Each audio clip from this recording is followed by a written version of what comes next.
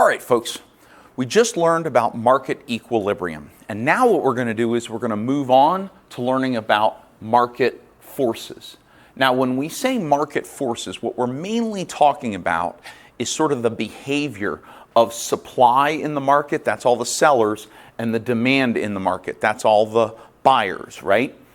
And what we learned in the last lesson is that we have this point where supply and demand intersect, where buyers and sellers agree on what the price should be and what the quantity should be. They agree, the demanders agree on the same quantity to purchase that the suppliers agree to produce at a particular price. And what we did was we identified that and we called that equilibrium, the equilibrium point, but we gave names for the price and the quantity. We called the price equilibrium price, or P sub E, and the quantity we called equilibrium quantity, or Q sub E. Okay? And what we're now going to talk about in this lesson is if the market is not in equilibrium. Okay, so in the last lesson we learned about shortages when the price is low and supply is less than demand, or surpluses, that's when the price is high and supply is greater than demand. That eventually what will happen is both suppliers and demanders together are motivated to move the price either up to equilibrium or down to equilibrium, which would then bring the quantity produced and purchased back to equilibrium quantity. And what I'm saying is both suppliers and demanders are motivated to do this, which is weird because I'm going to give you a couple assumptions right now, so I want you to write these things down. Here's why it's a little weird. Write these things down. See, sellers prefer a higher price. Sellers generally prefer a higher price. If they can sell the same number of things for more money, they will make more money. So let's say they're selling 100 things for $5 each. That's $500. But if they could sell 100 things for $7 a piece, that would be $700. They would get more money, and they like that. So generally speaking, sellers prefer a higher price. On the other hand, buyers, let's change this, not sellers, let's change it to suppliers. Sorry about that, folks.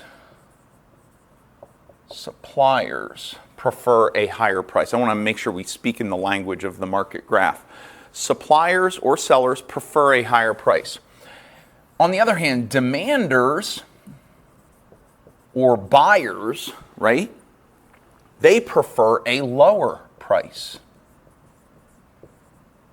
Well, why do they prefer a lower price? Well, you're a demander. When you go to the store, would you rather see a higher price or a lower price for whatever it is you're about to buy? If you go to the store and you're like, hey, I saw a shirt at the store I want to go buy, it's $10.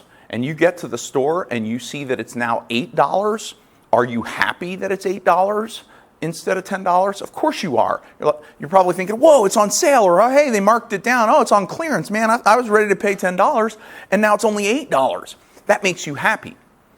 But if you're about to buy something and you go to the store, you're going to buy this shirt for $10, and then you find out that all, they've raised the prices of all their products and shirts are now $11.50, you're going to be upset. You're going to say, when I was here like 3 weeks ago, this shirt was $10 and now it's $11.50.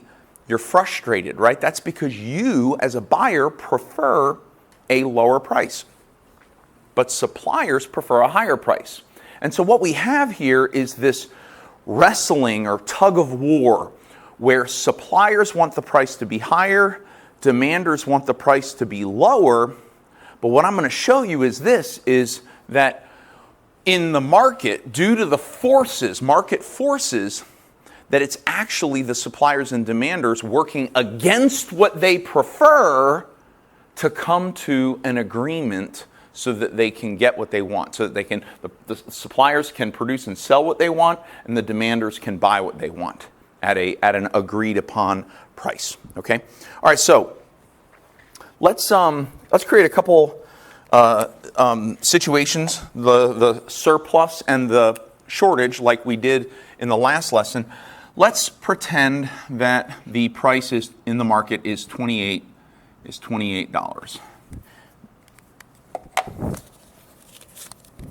So we've got a price of $28 in the market.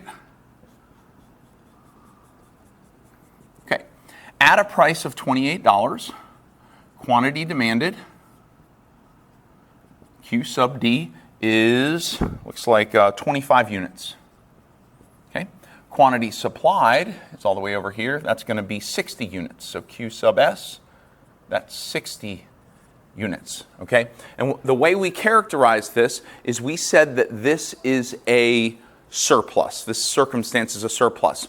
So why is it a surplus? It's a surplus because quantity supplied is greater than quantity demanded. Okay, there's extra stuff. The suppliers have made more than the demanders are willing to buy, and therefore quantity supplied is greater than quantity demanded. Okay? The other situation that we learned about is called a shortage, right? So let's say the second circumstance is where the price is $12, and now quantity demanded is 55, and quantity supplied is 20.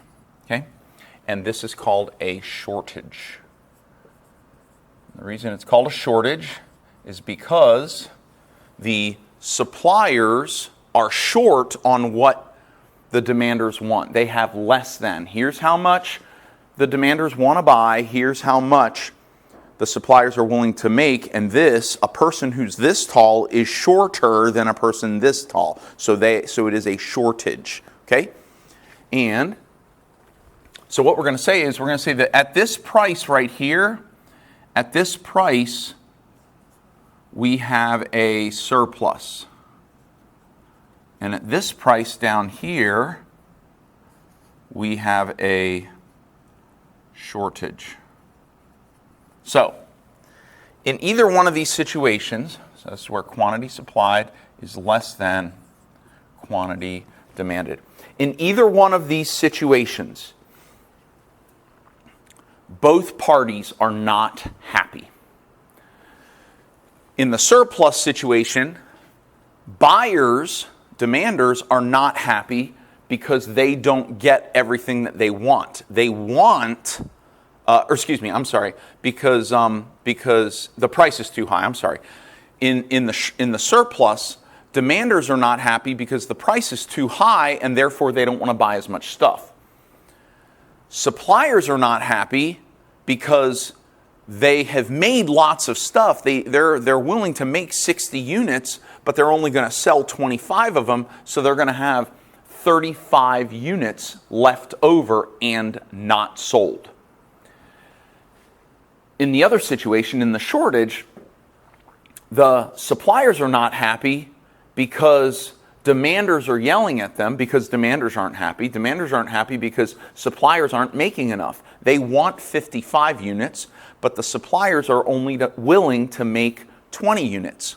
And so there are 35 units that the demanders want that the suppliers will not make. And so because the demanders are upset and they're screaming and yelling at the suppliers, hey, why don't you make more? This is a great price over here, $12. We'll buy lots and lots of it. And the suppliers say, yeah, that's a great price, all right. It's such a good price that we're not willing, or we're not able to make more stuff. Remember that this is based on cost here, okay? If they are going to make more stuff, the price has to go up so that they can cover their costs.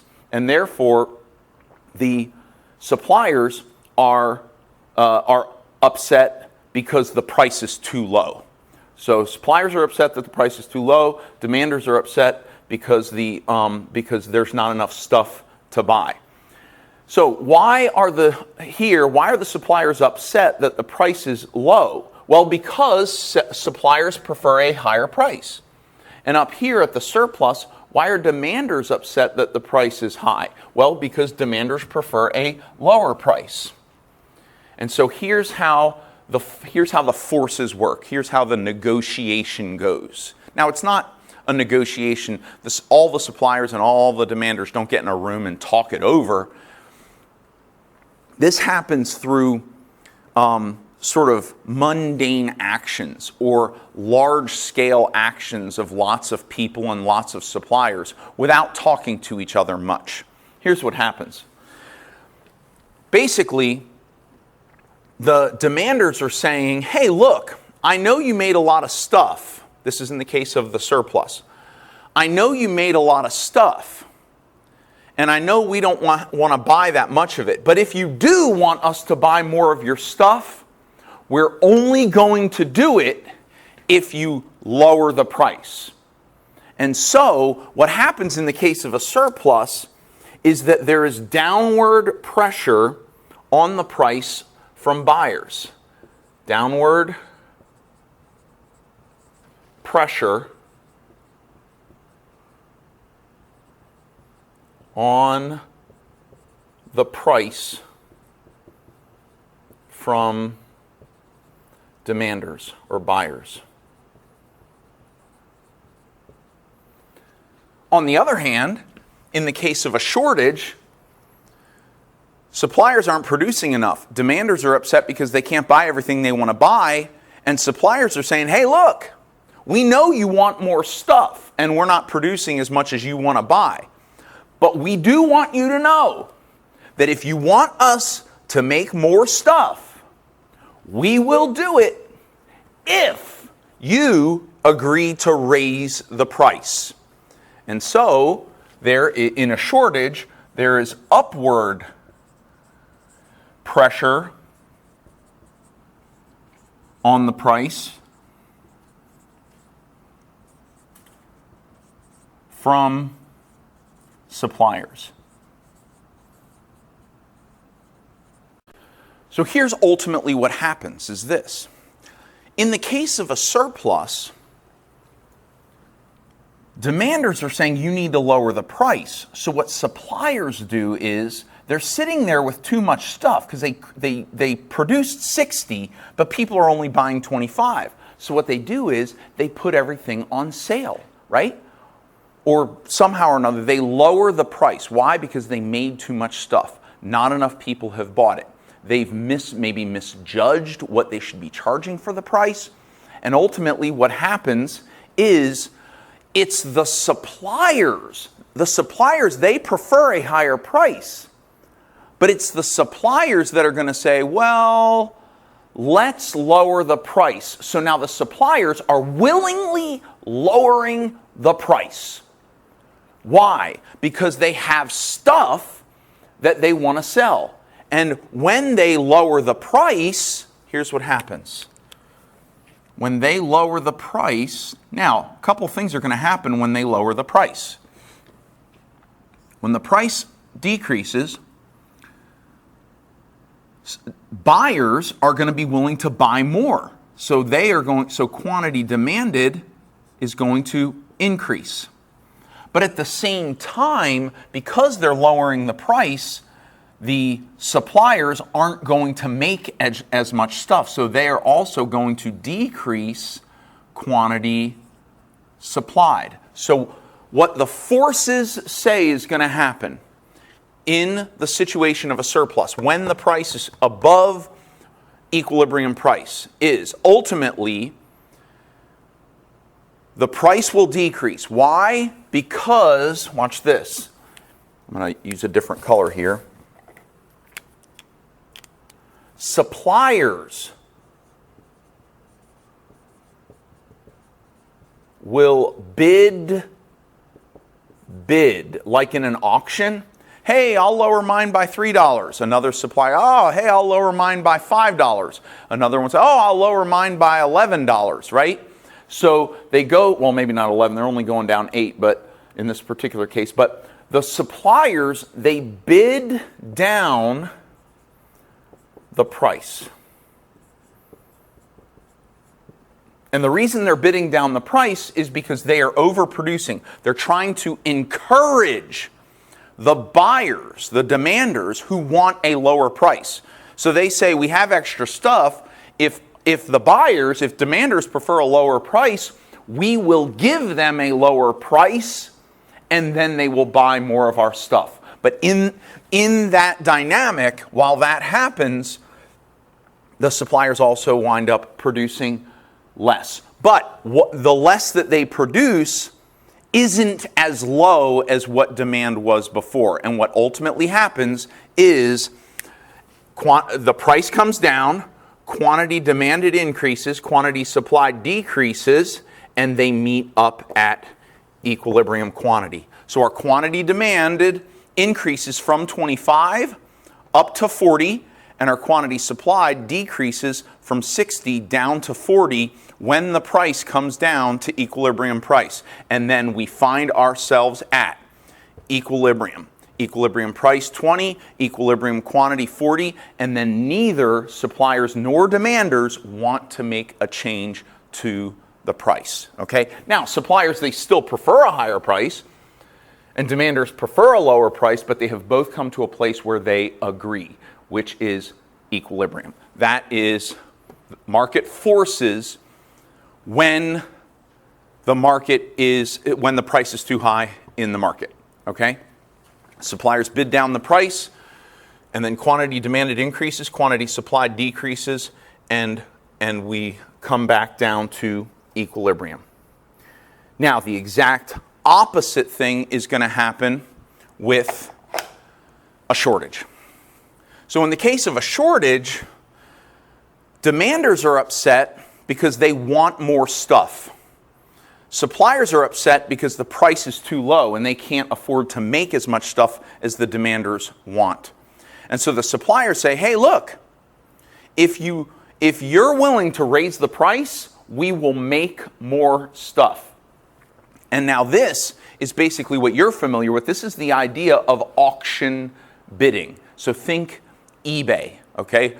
Where somebody offers to sell something, let's say for $12, and because 55 people want it, but there are only 20 of them, these 55 people start saying, well, hey, I'll give you more than $12 for one. So if you're selling them for $12, I'll give you $15 if you'll give me one for sure. And then all the people who are willing to pay more than $12, they all come out and they say, I'll pay more for that if you'll sell it to me instead of someone else. Well, here's the cool thing that happens is that when they do that, so what's happening here is demanders will bid up the price in the case of a shortage. So demanders will bid up the price.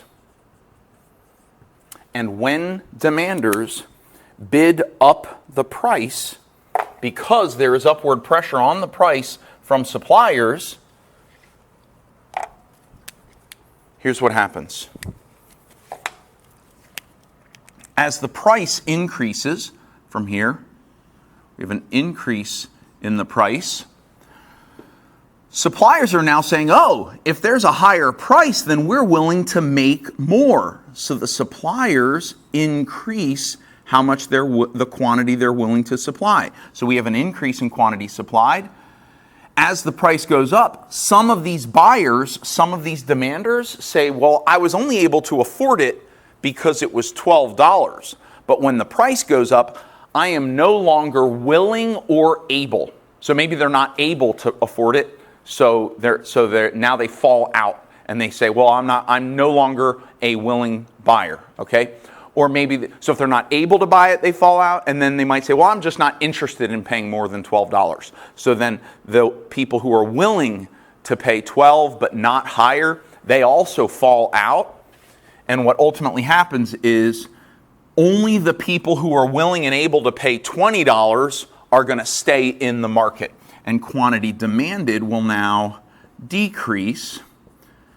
And so the market forces are, in a shortage, is that demanders are unhappy because there's not enough, suppliers are unhappy because the price is too low, suppliers prefer a higher price, so there's upward pressure on the price from suppliers, and then demanders, they bid up the price to satisfy the suppliers just enough so they can get more because that's what they want. And when they bid up the price, quantity supplied increases, quantity demand decreases, and they meet up at equilibrium. And we have equilibrium price now at 20, and the quantity supplied increases from 20 up to 40, quantity demanded decreases from 55 down to 40, and now both sellers and buyers agree on a quantity of 40 at a price of 20. And ultimately what's happening here is this, is equilibrium quantity is the result of market forces bringing quantity supplied and quantity demanded into a place where they are both equal. So now equilibrium quantity is where quantity supplied is equal to quantity demanded. And here's the bottom line, is that market forces are always in action, always pushing the quantity and the price to wherever equilibrium is, to wherever the intersection is. And here's what I want you to write down. The last thing I want you to write is this for this particular lesson, is that there is always pressure to return to equilibrium. And as long as that pressure is there, the demanders and the suppliers will be upset, and there will be upward or downward pressure and bidding of price up or down based on whether the price is too high or whether the price is too low. But once the market settles into equilibrium, all of that pressure subsides.